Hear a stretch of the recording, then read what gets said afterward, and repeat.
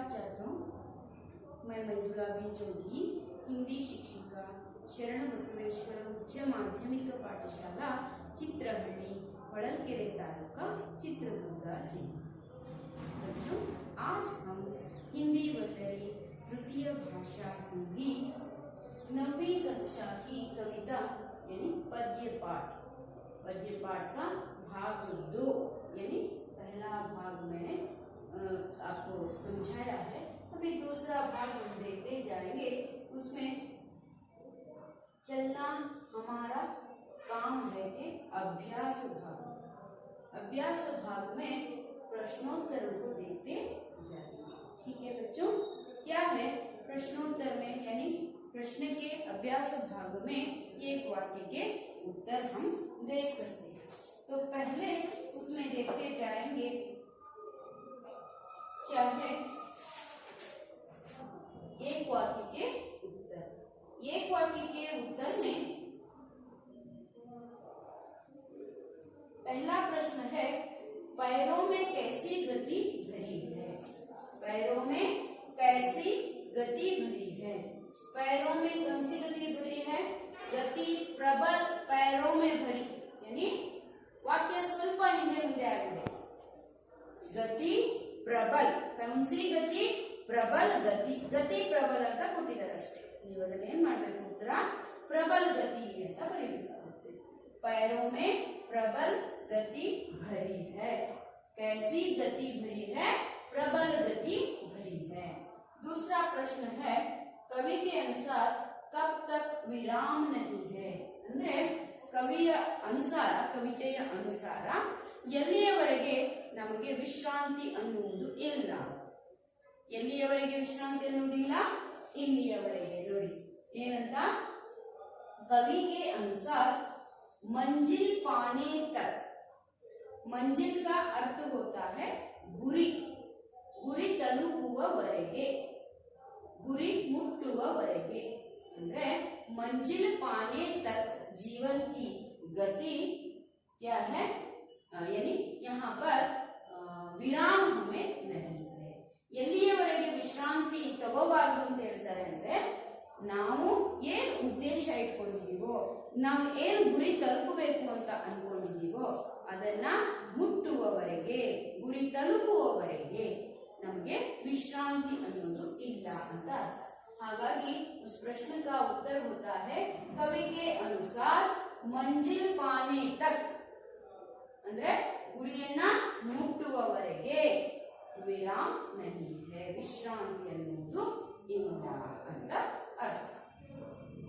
उसके बाद अब तीसरा प्रश्न है, हमारा काम क्या है। ಏನು ಪ್ರಶ್ನೆ ಇದೆ, हमारा काम क्या है। ಹಾಗಾದ್ರೆ हमारा काम क्या है, ನಮ್ಮ ಕೆಲಸವೇನು ಅಂತ ಪ್ರಶ್ನೆ। हमारा काम है चलना, चलते ही रहना। ಜೀವನದ ದಾರಿಯಲ್ಲಿ ನಡೆಯುವುದೇ ನಮ್ಮ ಕೆಲಸ। हमारा काम कौन सा है? हमारा काम चलते ही रहना। कहाँ? जिंदगी के राह में, ಜೀವನದ ದಾರಿಯಲ್ಲಿ, ಜೀವನದ ಪಯಣದಲ್ಲಿ ಅಂತ ನಾವು ಹೇಳ್ತೀವಿ। नेक्स्ट प्रश्न ಇದೆ, कवि किसकी खोज में भटक रहे हैं। खोज यानी ಹುಡುಕು, ढूंढ ಅಂತ ಕರೀತಾರೆ। ಹಾಗಾದ್ರೆ ಕವಿ ಕಿಸ್ಕಿ ಖೋಜ್ ಮೇ, ಏನನ್ನ ಹುಡುಕುವುದರಲ್ಲಿ ಅಂತ ಅರ್ಥ। ಕವಿ ಪೂರ್ಣತಾ ಕಿ ಖೋಜ್ ಮೇ ಅಂದ್ರೆ ಗುರಿ ಮುಟ್ಟುವ ಒಂದು ಇದರಲ್ಲಿ, ಹುಡುಕುವಿಕೆಯಲ್ಲಿ ಪೂರ್ಣತಾ ಸಫಲರಾಗೋದು ಅಂತ ಅರ್ಥ। ನಾನು ಏನ್ ಅನ್ಕೊಂಡಿದ್ದೀನೋ ಅದನ್ನ ಸಾಧಿಸಿದ ಮೇಲೆ ಅದು ಪೂರ್ಣಗೊಳ್ಳುತ್ತೆ। ಆ ಪೂರ್ಣತಾ ಕಿ ಖೋಜ್ ಮೇ ಅಂತ ಅರ್ಥ ಬರುತ್ತೆ। कवि पूर्णता की खोज में भटकते रहे। भटकना ಅಲೆದಾಡುವುದು ಅರ್ಥ ಆಯ್ತು। ಎಲ್ಲಿಯವರೆಗೆ ಅಲೆದಾಡ್ತಾ ಇದ್ರು? ತನ್ನ ಗುರಿ ಮುಟ್ಟುವವರೆಗೆ, ಸಫಲತೆಯನ್ನ ಪಡೆಯುವವರೆಗೆ ಭಟಕತೆ ರಹೆ, ಹೀಗೆ ಅರ್ಥ ಬರುತ್ತೆ। ಐದನೇ ಪ್ರಶ್ನೆ ನೋಡೋದಾದ್ರೆ 5वां प्रश्न है, प्रत्येक पग पर क्या अटकता रहा है? प्रत्येक पग पर, ಪ್ರತಿಯೊಂದು ಪಗ್ ಯಾನಿ ಹೆಜ್ಜೆ ಪಾದ ಅಂತ ಹೇಳಿದೀನಿ. ಪ್ರತಿಯೊಂದು ಹೆಜ್ಜೆಗೂ ಹೆಜ್ಜೆಗೂ ನಮಗೆ ಮುಸೀಬತೆ ಸಾಮನೆ ಖಡೆ ಹೋ ಜಾತೆ, ತೊಂದರೆಗಳು ಅಡೆತಡೆಗಳು ನಮಗೆ ಮುಂದೆ ಬರ್ತವೆ. ಹೌದು ತಾನೆ? ಹಾಗಾಗಿ ಕವಿ ಏನ್ ಹೇಳ್ತಾರೆ ಇಲ್ಲಿ ಅಂತ ಹೇಳಿದ್ರೆ, ಪ್ರತ್ಯೇಕ ಪಗ ಪರ್ ಕ್ಯಾ ಅಟಕ್ತಾ ರಹಾ. ನಾನು ಹೇಳಿದ್ದೆ ಇಲ್ಲಿ ರೋಡಾ ಅಂತ ಶಬ್ದ ಇದೆ, ನಿಮ್ಗೆ 2-3 ಸಾರಿ ಹೇಳಿದೀನಿ. ರೋಡಾ का अर्थ होता है ಇಟ್ಟಿಗೆ, ಕಲ್ಲಿನ ಒಂದು ತುಂಡು, ಬಂಡೆಗಲ್ಲು. ಅಂದ್ರೆ ಇಲ್ಲಿ ನಾವು ತಗೋಬೇಕಾಗಿರೋದು ಜೀವನದಲ್ಲಿ ಕಲ್ಲು ಅಡ್ಡ ಬಂದಿದೆ ಅಂತ ಅಲ್ಲ, ತೊಂದರೆಗಳು ಎದುರಾಗಿದೆ ಅಂತ ಅದರ ಅರ್ಥ ಆಗುತ್ತೆ. ಹಾಗಾದ್ರೆ ನಾವು ಅದರಲ್ಲಿ ಏನ್ ನೋಡ್ಬೇಕಾಗುತ್ತೆ, ಜೀವನದಲ್ಲಿ ಏನು ಅಡೆತಡೆಗಳು ಬಂದಿದೆ ಅಂತ ಹೇಳಿದ್ರೆ ನಾವು ನೋಡೋಣ. ಪ್ರತ್ಯೇಕ ಪಗ್ ಪರ್ ರೋಡಾ ಅಟಕ್ತಾ ರಹಾ, ತೊಂದರೆಗಳು ನಮಗೆ ಎದುರಾಗ್ತವೆ. ಪ್ರತಿಯೊಂದು ಹೆಜ್ಜೆಗೂ ನಾವು ತೊಂದರೆಗಳನ್ನ ಎದುರಿಸಬೇಕಾಗುತ್ತೆ. ಆ ತೊಂದರೆಗಳು ಅನ್ನೋ ಶಬ್ದಕ್ಕೆ ರೋಡಾ ಅಂತ ಕೊಟ್ಟಿದ್ದಾರೆ, ನೆನ್ಪಿಟ್ಕೊಳ್ಳಿ. ಇದು ನೆನ್ಪಿರೋದಿಲ್ಲ. ತೊಂದರೆ ಮುಸೀಬತ್ತು ನೀವೇನಾದ್ರೂ ಮುಷ್ಕಿಲೆ ಅಂತ ನೀವು ನೆನ್ಪಿಟ್ಕೊಳ್ತೀವಿ, ಬಟ್ ರೋಡಾ ಶಬ್ದ ನಿಮ್ಗೆ ಒಂದು ಕಲ್ಲು ಬಂಡೆ ಅನ್ನೋತರ, ಅಡೆತಡೆ ಅನ್ನೋತರ ಅದನ್ನ ತಗೋಬೇಕಾಗುತ್ತೆ. ಹಾಗಾಗಿ ಇದೇ ಶಬ್ದವನ್ನ ನೀವಿಲ್ಲಿ ಉಪಯೋಗ ಮಾಡಬೇಕಾಗುತ್ತೆ. ನಾನು ಹೇಳಿದ್ದೀನಿ ಮಕ್ಕಳೇ, ನಿಮಗೆ ವಾಕ್ಯವನ್ನ ಬರೆಯುವಂತ ಸಂದರ್ಭದಲ್ಲಿ ನಮ್ಗೆ ಹಲವಾರು ಅದೇ ಪರ್ಯಾಯ ಅರ್ಥವನ್ನ ಕೊಡುವಂತ ಶಬ್ದಗಳು ಸಿಗುತ್ತೆ. वही अर्थ देने वाले बहुत सारे शब्द मिलते हैं, लेकिन हम क्या करते हैं, उसमें चूज ಅಂದ್ರೆ ಆಯ್ಕೆ ಮಾಡ್ಕೊಳ್ತೀವಿ, चुनते हैं, है ना. चुनकर उस वाक्य को कौन सा शब्द सटीक लगता है, ಸರಿ ಅನ್ಸುತ್ತೆ, ಅದನ್ನೇ ನಾವು ತುಂಬ್ತೀವಿ अल्वा. हालांकि ये रोड़ा शब्द सटीक लगता है, इसीलिए यहाँ पर हम रोड़ा शब्द को उपयोग करते हैं. उसके बाद और एक प्रश्न है, किसकी गति रुकी नहीं है. ಯಾವುದರ ಚಲನೆ ನಿಲ್ಲಿಲ್ಲ ಅಂತ, ನಿಂತ್ಕೊಳ್ಳಿಲ್ಲ. ರುಕ್ನಾ ಯಾನಿ ನಿಲ್ಲುವುದು, ರುಕಿ ನಹಿ ಹೈ ಅಂತಂದ್ರೆ ನಿಂತ್ಕೊಳ್ಳಿಲ್ಲ ಅಂತ ಅಲ್ವಾ. ಹಾಗಾದ್ರೆ ಕಿಸ್ಕಿ ಗತಿ ರುಕಿ ನಹಿ ಹೈ, ಯಾವ ಗತಿ ನಿಂತ್ಕೊಳ್ಳಿಲ್ಲ ಹೇಳಿ ನೋಡೋಣ. ಜೀವನ್ ಕಿ ಗತಿ, ಜೀವನದ ಗತಿ ನಿಂತ್ಕೊಳ್ಳಿಲ್ಲ. जीवन की गति रुकी नहीं है. उसके बाद 7वां प्रश्न है, चलना हमारा काम है के कवि कौन है ಅಂತ. ಇದು ಸರಳ ಪ್ರಶ್ನೆ, ನೀವೆಲ್ಲ ಆಗ್ಲೇ ಕಲ್ತಿದ್ದೀರಾ, है ना, सीखा है आप. क्या है चलना हमारा काम है के रचयिता या कवि कौन है, शिव मंगल सिंह सुमन ಅಂತ ನಾವು ಕೇಳಿದ್ವಿ ಅಲ್ವಾ. ಹಾಗಾಗಿ ಇಲ್ಲೂ ಸಹ ಅದೇ ಅವರ ಹೆಸರನ್ನ ಬರೆಯಲಾಗಿದೆ. ನನಗೆ ಅನ್ಸುತ್ತೆ 1 से लेकर 7वें प्रश्न यानी प्रश्न तक आपको समझ में आया है उत्तर ಅಲ್ವಾ. ತುಂಬಾ ಸರಳವಾಗಿದೆ. ಪದ್ಯ ಭಾಗದಲ್ಲೇ ನಾವು ಆ ವಾಕ್ಯಗಳಲ್ಲಿನೇ ಅಂದ್ರೆ ಲೈನ್ಸ್ ಅಲ್ಲೇ ನಾವು ಉತ್ತರವನ್ನ ಹುಡುಕಿ ಬರೀತೀವಿ. ಇದರಲ್ಲಿ ಯಾವುದೇ ಕಷ್ಟ ಅಂತ ಅನ್ಸೋದಿಲ್ಲ ಅಲ್ಲ ನಿಮಗೆ. ಸರಿ, हागिद्रे 2-3 वाक्य के बंदाग 2-3 वाक्य के संदर्भ में आपको थोड़ा तकलीफ होती है, क्योंकि वाक्य को खुद बनाना पड़ता है. गद्य भाग में हुआ तो आप क्या कर सकते हैं, ज्यादा से ज्यादा प्रश्न उसी विषय को यानी टेक्स्ट बुक में किताब में दिया हुआ होता है, उसी को थोड़ा इधर उधर करके लिखते हैं. लेकिन पद्य के संदर्भ में यानी कविता पाठ पढ़ाते समय ऐसा नहीं होता है. क्या होता है, यहाँ पर पद्य पाठ के समय में खुद वाक्य को बनाकर लिखना पड़ता है ना. वहाँ पर कविता जैसी है वैसे ही लिख देते हैं तो वो कविता बन जाती है. ऐसा नहीं है बच्चों, उसे क्या करना है, अपने वाक्य में समेटना है और उसके साथ लिखना है, तभी उत्तर सही होगा. ठीक है, तो हम उसे किस प्रकार लिख सकते हैं देखते जाएंगे. तो 2-3 वाक्य के इसमें पहला प्रश्न कौन सा है हम देखेंगे। आज मेरे सामने है रास्ता इतना बड़ा, इस पंक्ति का आशय क्या है ಅಂತ ಕೇಳ್ತಾರೆ।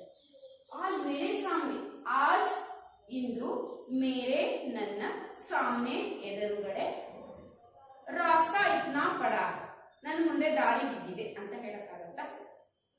हागल्ला। उसका अर्थ होता है मेरे सामने मेरा पूरा जीवन बाकी है और उसे जीने का जीवन और भी बहुत सारा। ನಾನು ಜೀವಿಸುವಂತಹ ಜೀವನ ಇನ್ನು ತುಂಬಾ ಇದೆ, ನನ್ನ ಮುಂದೆ ನನ್ನ ಜೀವನದ ದಾರಿ ತುಂಬಾ ದೂರವಾಗಿದೆ, ನಾವು ಅದನ್ನ ತಲುಪಲೇಬೇಕು, ಅದಕ್ಕೊಂದು ಕೊನೆಯ ಹಂತ ಬರೋವರೆಗೂ ನಾನೇನ್ ಮಾಡ್ಬೇಕು, ನಡೀತಾನೆ ಇರಬೇಕು। नहीं होगा ऐसा सोचकर हम बैठ जाते हैं तो हमारी जिंदगी वहीं पर समाप्त होती है। आगे कौन बढ़ता है? वही यश को प्राप्त करता है। यश ಅಂತ ಹೇಳಿದ್ರೆ ಫಿಲಂ ಆಕ್ಟರ್ ಅಲ್ಲ, ಲೇಕಿನ್ ಯಶಸ್ಸು ಕೀರ್ತಿಯನ್ನ ಗಳಿಸ್ತಾರೆ। ಆಗಲ್ಲಪ್ಪ ಅಂತ ಕೂತ್ಕೊಂಡ್ರೆ ಅಲ್ಲೇ ಇರಬೇಕಾಗುತ್ತೆ। उसे हम सामना करके आगे चले जाते हैं तो बहुत सारा जीवन जिंदगी हमारी भरी पड़ी है आ अर्थ ಕೊಡುತ್ತೆ। ಹಾಗಾಗಿ ಸಂಕ್ಷಿಪ್ತವಾಗಿ ನಾನು ಬರೆದಿದ್ದೀನಿ। ಹಾಗಾದ್ರೆ आज मेरे सामने है रास्ता इतना बड़ा, इस पंक्ति का आशय है हमारे सामने हमारी पूरी जिंदगी भरी पड़ी है। उस जीवन में मुसीबतों को सामना करते हुए आगे बढ़ना है। ಇದು ಆ ಒಂದು ಕಷ್ಟಗಳು ಬರ್ತವೆ, ಅದನ್ನ ಎದುರಿಸಿ ಮುಂದೆ ನಡಿಬೇಕು, ನಮ್ಮ ಮುಂದೆ ನಮ್ಮ ತುಂಬಾ ಬಹುದೊಡ್ಡ ಜೀವನದ ದಾರಿ ನಮ್ಮ ಎದುರುಗಡೆ ಇದೆ ಅನ್ನೋದು अर्थ। ಅದು ಆಗತ್ತೆ उसके साथ साथ करने का काम भी बहुत सारा है। सिर्फ जीवन जीना मतलब खाना पीना सोना नहीं है ना, कुछ कर दिखाना है, तभी एक हम यानी हमारा जीवन सुंदर बन सकता है, हम सफल हो सकते हैं, है ना। एक सम्माननीय यानी योग्य ವ್ಯಕ್ತಿಗಳು ಅಂತ ಅನ್ಸ್ಕೊಳ್ತೀವಿ, ಅದು ಕೂಡ ನೀವು ಹಾಕಬಹುದು। हमारे सामने बहुत सारा काम करने का पड़ा हुआ है, ऐसे ही सोकर एक दिन बिस्तर में ही चले जाना जीवन नहीं है, हर दम काम करते ही आगे बढ़ना है, वही जीवन है। समझ में आया? तो ठीक है बच्चों, इसका यानी उत्तर या आशय यही बनता है। उसमें दूसरा प्रश्न एक है, कविता की अंतिम पंक्तियों में कवि के क्या संदेश दिया है? ಅಂದ್ರೆ ಪದ್ಯದ ಕೊನೆಯ ಪಂಕ್ತಿಗಳಲ್ಲಿ ಸಾಲುಗಳಲ್ಲಿ ಕವಿ ಯಾವ ಉದ್ದೇಶದಿಂದ ಅದನ್ನ ಬರೆದಿದ್ದಾರೆ ಅಂತ ಪ್ರಶ್ನೆ ಇದೆ।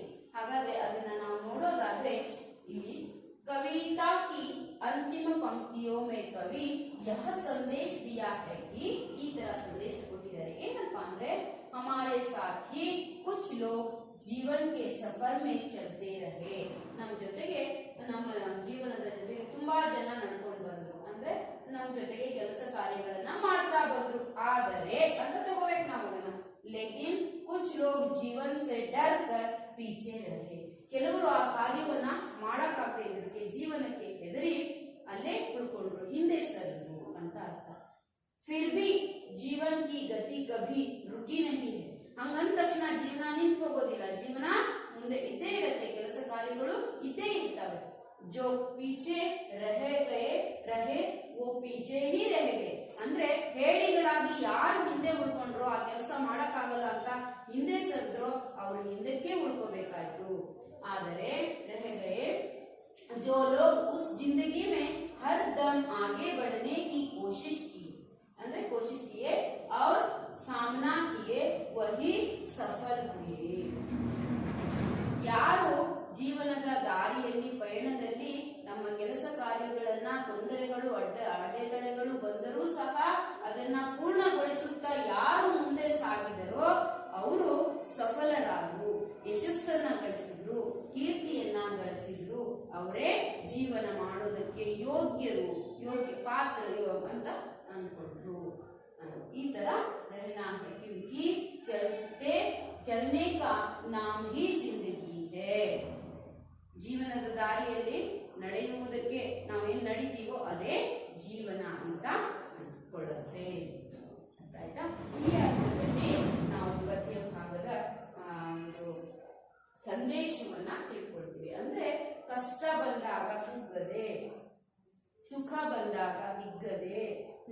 ಹಿಡಿದ ಕಾರ್ಯವನ್ನ ನಮ್ಮ ಗುರಿ ತಲುಪುವವರೆಗೂ ಅದರಲ್ಲೇ ನಾವು ನಿರಂತರವಾಗಿ ಸಾಧನೆಯನ್ನ ಮಾಡ್ತಾ ಹೋದ್ರೆ ಸಾಧನೆಗೆ ಯೋಗ್ಯ ವ್ಯಕ್ತಿಗಳಾಗ್ತೀವಿ.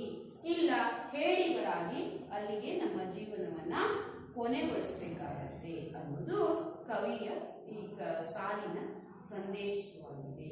ಅದನ್ನೇ ನಾನು ಬರೆದಿದ್ದೀನಿ. ನಿಮ್ಮದೇ ಆದ ವಾಕ್ಯದಲ್ಲಿ ಸಹ ಇನ್ನೂ ಸುಂದರವಾಗಿ ನೀವು ಅದನ್ನ ಬರೀಬಹುದು.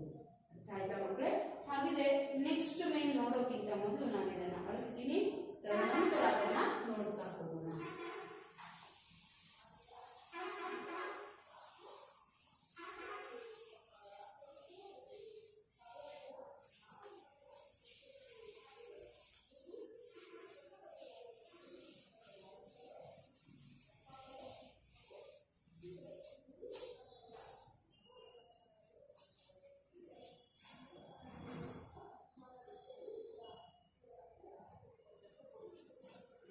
इसमें तीसरा जो मेन है, तुकांत शब्दों को पहचान कर लिखिए।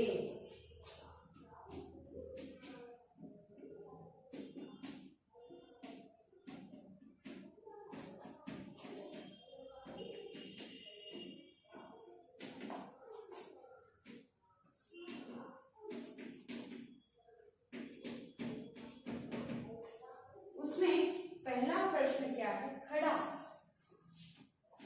ಪ್ರಾಸಬದ್ಧ ಪದಗಳನ್ನ ಹುಡುಕಿ ಬರೆಯಿರಿ ಅಂತ ಪ್ರಶ್ನೆ.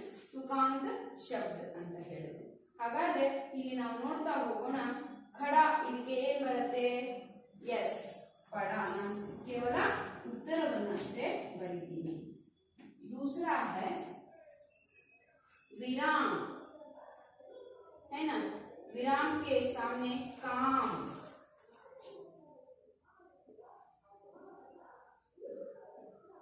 तीसरा प्रश्न है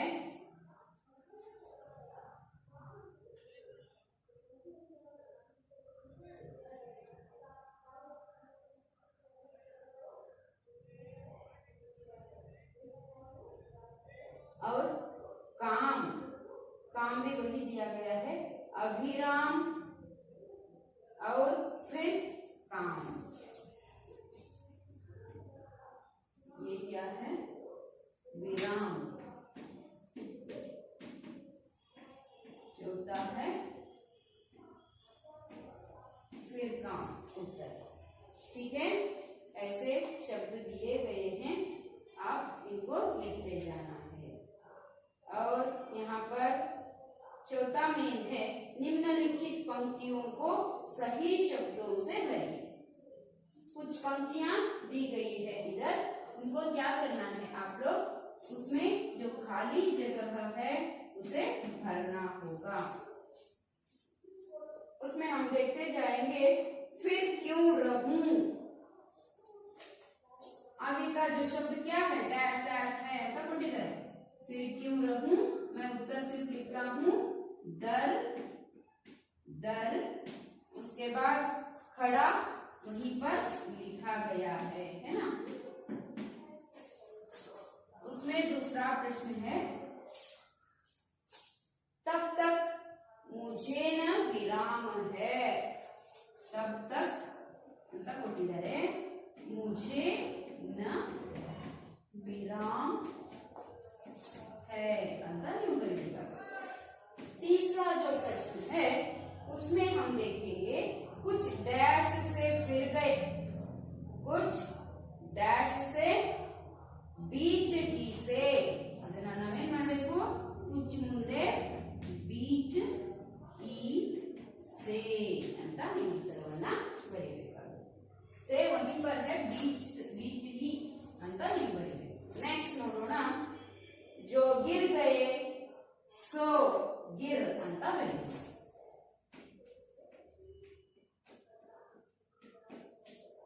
समझ में आया? बहुत सरल और संक्षिप्त उत्तर है, इसे आप भी लिख सकते हैं, फिर भी मैंने लिखा है, लिख लीजिए।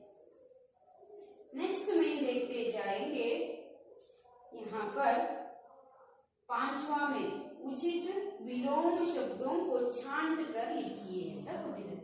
ನೀವೇ ಮಾಡಬಹುದು, बॉक्स ಅಲ್ಲಿ ನಿಮಗೆ ಉತ್ತರಗಳನ್ನ ರೆಡಿ ಉತ್ತರಗಳನ್ನ ಅವರು ಕೊಟ್ಟಿದ್ದಾರೆ है ना। एक तालिका में उत्तर दिया गया है, लेकिन उसे चुनकर ढूंढकर उस शब्द के सामने आप सही उत्तर लिखना है। तो विराम, इसके सामने जो विलोम शब्द कौन सा लिख सकते हैं? विराम, उसमें है आराम, अपूर्णता, विनाश, अविराम, सफलता, असफलता, मरण ಅಂತ ಎಲ್ಲ ಇದೆ। ಹಾಗಾದ್ರೆ ವಿರಾಮ ಮುಂದೆ ನೀವೇನ್ ಬರಿಬೇಕು? ಎಷ್ಟನೇ ಮೇನು? 5ನೇ ಮೇನಲ್ಲಿ अविराम है ना। उसमें दूसरा प्रश्न है, यानी दूसरा शब्द है पूर्णता। उसे क्या कर सकते हैं? अपूर्णता अल्वा, इदे ताने विरुद्ध पद। हाಗಾಗಿ इसका विलोम अर्थ होता है अपूर्णता। उसके बाद निराशा, निराशा को ಏನ್ ಮಾಡಬಹುದು? आशा, आशा निराशा, आशा निराशा, आसे निराशे ಅಂತ ಬರುತ್ತೆ। उसके बाद सफलता, सफलता क्या होता है? असफलता, है ना। हम देखते हैं असफलता एक चुनौती है, इसे स्वीकार करो, क्या कमी रह गई देखो और सुधार करो, जब तक न सफल हो नींद चैन को त्यागो तुम, संघर्ष का मैदान छोड़कर मत भागो तुम, कुछ किए बिना ही जय जयकार नहीं होती, कोशिश करने वालों की कभी हार नहीं होती ಅಂತ ಒಂದು 10ನೇ ಕಕ್ಷಾದಲ್ಲಿ ಪದ್ಯ ಭಾಗ। ಅದರಲ್ಲಿ ಸಫಲತಾ ಅಂತ ಇದೆ, ಇಲ್ಲಿ असफलता, सफलತೆಯ विरुद्ध पद, यानी विलोम अर्थ होता है असफलता ಅಂತ ನೀವು ಓದಬೇಕು। नेक्स्ट ನೋಡೋಣ सामने। ಏನ್ ಬರೀತೀರಾ? सामने ಮುಂದೆ, सामने ಅಂದ್ರೆ ಎದುರಿಗೆ। ಹಾಗಾದ್ರೆ ಹಿಂದೆ ಅನ್ನಕ್ಕೆ ಏನಂತೀವಿ? ಪೀछे अल्वा। हाಗಾಗಿ नेक्स्ट ನೋಡೋಣ जन्म। जन्म का विलोम अर्थ होता है मरण अल्वा। ಹೀಗೇನೆ ಅದರಲ್ಲಿ ಯಾವ ಶಬ್ದ ಬೇಕೋ ಅದನ್ನ ಆಯ್ಕೆ ಮಾಡಿ ನೀವು ಬರಿಬೇಕಾಗುತ್ತೆ, ಉಳಿದ ಶಬ್ದಗಳನ್ನ ಹಾಗೆ ಬಿಡಬೇಕಾಗುತ್ತೆ। 6ನೇ ಮೇನ್ ನೋಡೋದಾದ್ರೆ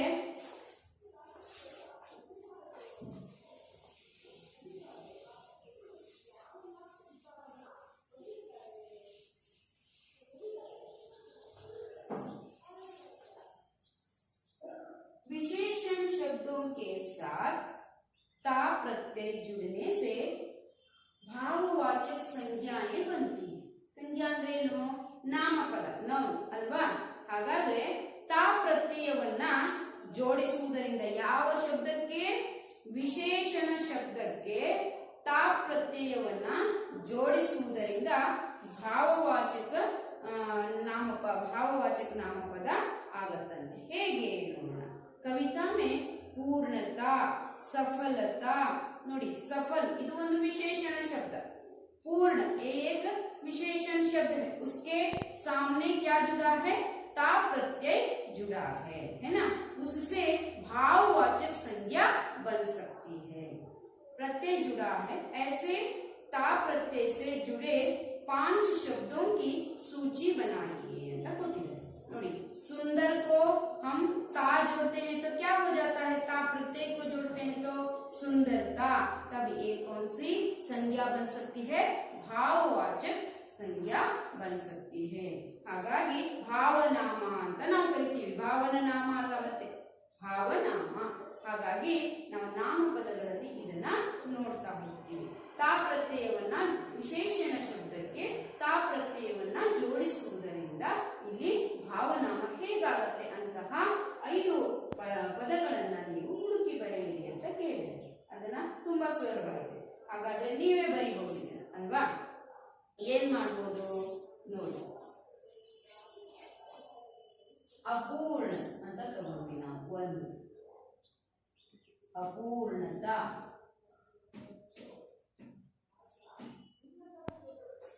ಕ್ರೂರ ಅಂತ ತಗೊಂಡ್ವಿ, ಅದನ್ನೇನಾಗುತ್ತೆ ಕ್ರೂರತ, ಹೌದಾ. ಮಧುರ್ ಅಂತ ತಗೊಂಡ್ವಿ ನಾವು, ಅದೇನಾಗುತ್ತೆ मधुरता, हौदा। उसके बाद और कौन से शब्द लिख सकते हैं?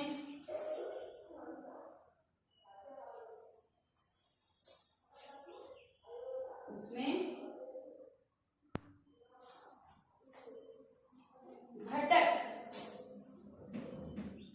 भटकता है ना। उसके बाद और एक शब्द कौन सा लिख सकते हैं?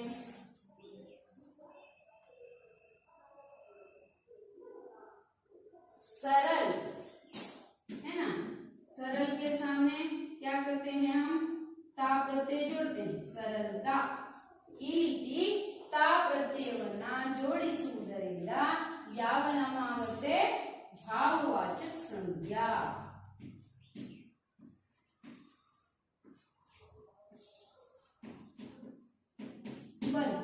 ठीक है, हम आगे देखते जाएंगे। ये भी हो गया। उसमें देखिए 7वां मेन जो है, इस कविता की प्रथम 7 पंक्तियों को कंठस्थ कीजिए। मैं कल की जो कक्षा में ही कहा था, क्या है?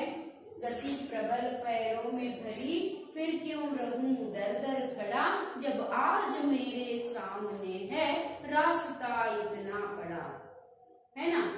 जब तक मंजिल न पा सकूं, तब तक मुझे न विराम है, चलना हमारा काम है। इಷ್ಟು ಸಾಲುಗಳನ್ನ ನೀವು ಕಂಠಪಾಠವನ್ನ ಮಾಡಬೇಕು, ಕಂಠಸ್ಥ करना है। ठीक है।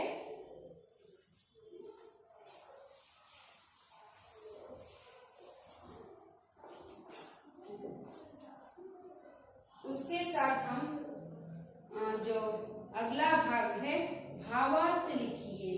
मैंने 2-3 वाक्य के उत्तर के संदर्भ में भी कहा है, उसी अर्थ को यहाँ पर रखना है। मैं पूर्णता की खोज में दर दर भटकता ही रहा। ಅಂದ್ರೆ ಏನ್ ಮಾಡೋದಿಲ್ಲಿ? मैं सफल होने के लिए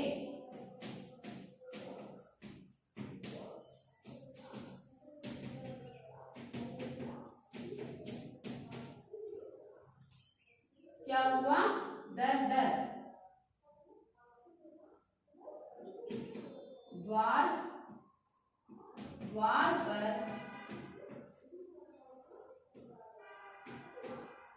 भटकता रहा, हर एक पद पर मुझे समस्याएं, मुश्किलों को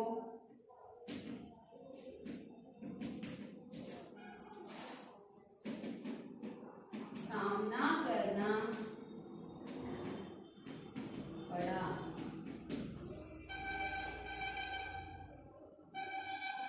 लेकिन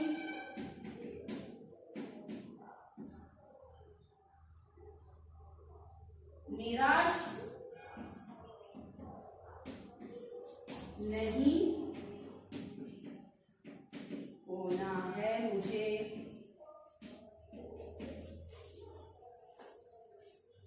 इसी का नाम ही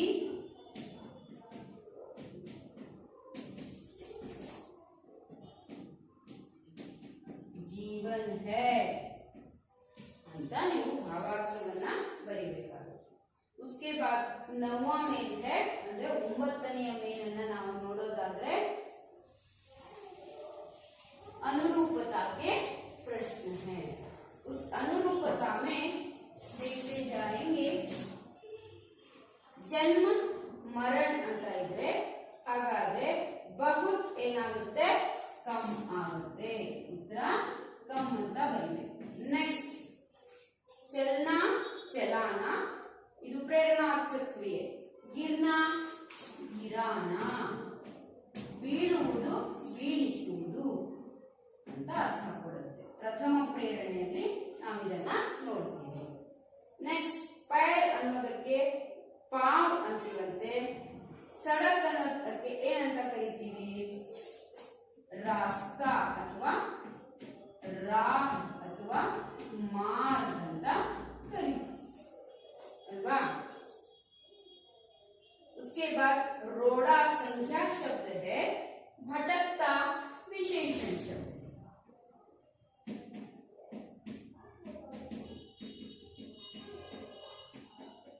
ತುಂಬಾ ಸರಳವಾದ ಉತ್ತರಗಳನ್ನ ನಾವಿಲ್ಲಿ ನೋಡ್ತೀವಿ. ಹಾಗೇನೆ ಮಕ್ಕಳ ಇಲ್ಲಿಯವರೆಗೆ ನೀವು अब तक जो चलना हमारा काम है कविता में आने वाले अभ्यास भाग को पूर्ण रूप से मैंने यहाँ पर समझाया है। उसको लिखना है और उसको क्या करना है, सीख कर लिखने की और कोशिश करना है। टेस्ट के रूप में आपको घटक परीक्षा के रूप में प्रश्न को निकाल कर उसे लिखना होगा और सीखना होगा। और यहाँ पर कविता से आगे दिया गया है, इस कविता का शीर्षक चलना हमारा काम है। इसे बदल कर आप कुछ लिख सकते हैं, आप लिख कर लाइए। नीचे कुछ शब्द दिए गए हैं, उनकी सहायता से बच्चों से एक छोटी कविता लिखवाने की कोशिश करें। यह स्वयं कविता लिखकर छात्रों से वाचन करवाए। कुछ शब्द दिए गए हैं, इन शब्दों को आप उपयोग करके छोटी सी कविता को लिखने के लिए कोशिश करना। जीवन मूल्यों से संबंधित 10 गुणों की सूची बच्चों से बनवा कर कक्षा में टंगवाइए। ಜೀವನದ ಮೌಲ್ಯಗಳ ಒಂದು 10 ಗುಣಗಳನ್ನ, ಯಾವುದು ಒಳ್ಳೆಯದು ಅನ್ನುವಂತ ಜೀವನದ ಮೌಲ್ಯಗಳ ಗುಣಗಳನ್ನ 10 ಗುಣಗಳನ್ನ ಬರೆದು ಸೂಚಿ ತಯಾರು ಮಾಡಿಕೊಂಡು ಬರಬೇಕಾಗುತ್ತೆ. ಇಲ್ಲಿವರೆಗೆ ಮಾಡಿದಂತ ಪಾಠ ತಮಗೆ ಅರ್ಥವಾಗಿದೆ ಅಂತ ಅನ್ಕೊಳ್ತೀನಿ। है ना बच्चों, आपको ये अभ्यास भाग समझ में आया है? सब समझते हुए धन्यवाद समर्पण करती हूँ। धन्यवाद।